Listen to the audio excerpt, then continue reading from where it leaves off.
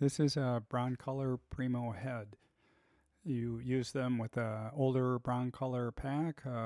In this case, I have it with a Primo pack. Um, and this one is rated at, I think, 1600 watt seconds or 1600 joules. So that's one of the things you're going to want to keep an eye out for is the Primo packs. I'm going to guess Broncolor's other models, they in the 90s when this was made, they would have been 1600 watt packs or 3200 watt packs. And, you don't want to put a 1600 watt head into a 3200 watt pack. You can use a 3200 watt head with a 1600 watt pack, but I would imagine those heads are going to be kind of expensive. And these are older, they're really well made, and you don't really find them all that often. So that is one of the drawbacks, I think, for me for the older Broncolor equipment is you just don't see it that often. But some of the key features here is the first is it's rather small. So from the back of the head all the way through to where the round strobe comes out, it's maybe 6 inches. So it's relatively small. It's all metal. And it has a really solid way that you can articulate the head either up or down or to the left or right. And that's with that handle that you're looking at that's in the lower left hand corner. So that handle is very reminiscent of a handle that you might find on an older Manfrotto tripod head. Same type of screw, same type of plastic. To me, it seems like at any rate. And once you loosen that, you can tilt the head up or down, and you can move it left and right. The way that it attaches to the light stand, that black chunk that's at the very bottom of this photo, that's really solid also. I mean, it stays on the light stand quite well. And you would expect that. I mean, these things, when they were made, were expensive. Um, and, uh, that translates through to all of the components and the way that it was built.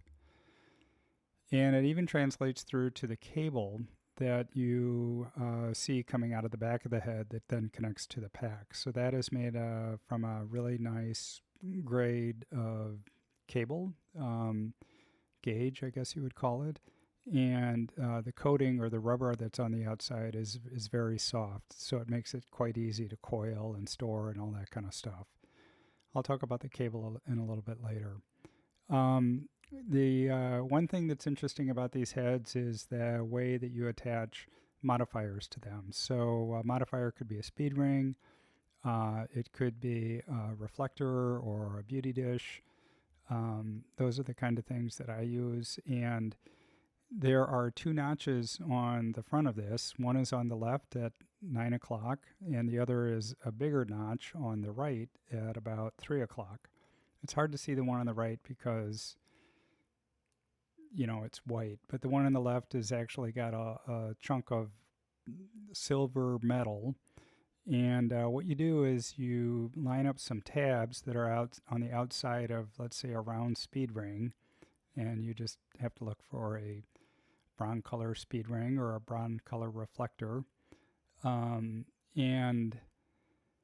once you get those lined up, you push down, and that makes the little tab on the left kind of squish in, and then you're able to twist the tab underneath the blue metal, between the white metal and the blue metal, and it stays put.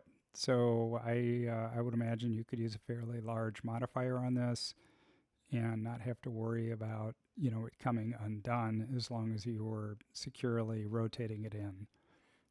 In a way, it kind of reminds me, if you've ever used a Speedotron um, head with its modifiers, where it sort of screws into place, so to speak. But anyways, that's how this works. The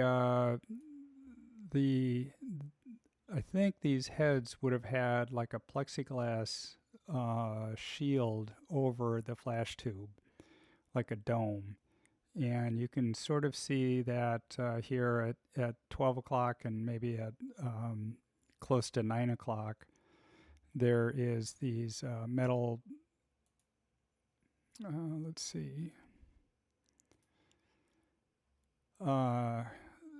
clasps, if you will, that can hold the tube in. So the flashes that I have not come with those, but I have seen some photographs on other Primo heads where there was like a protective dome on there.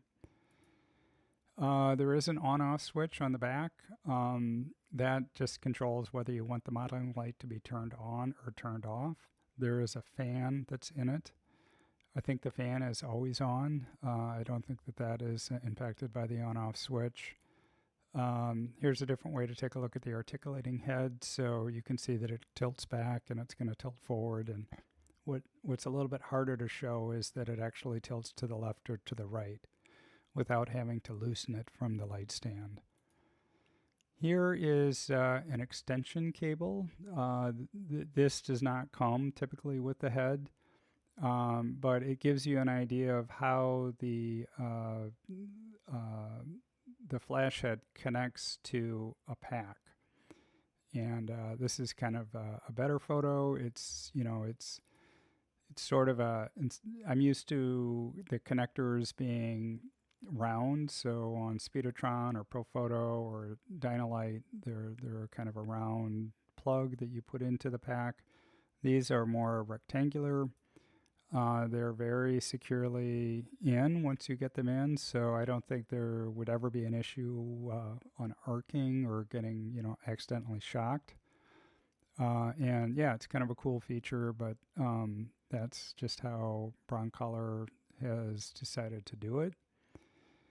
And there's not much more that I can say on these. They're old. They're not necessarily easy to find. Broncolor would not have probably produced a lot of packs.